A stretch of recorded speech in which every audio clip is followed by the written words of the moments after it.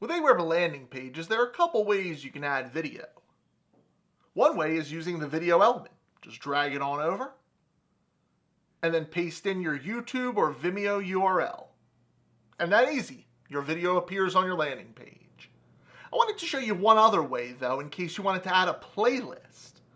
Using the Smart Content element, we'll drag this in, and instead of putting a video URL, we're going to go grab our playlist URL from our YouTube channel, and then copy that playlist URL into the Smart Content URL section. Now it's going to look a lot like the video we just pasted in, but you'll notice there's a little icon at the top of the video that'll open up and allow people to select other videos from our playlist. Hope this video is helpful. If you want to try this out in your Aweber account, give it a shot.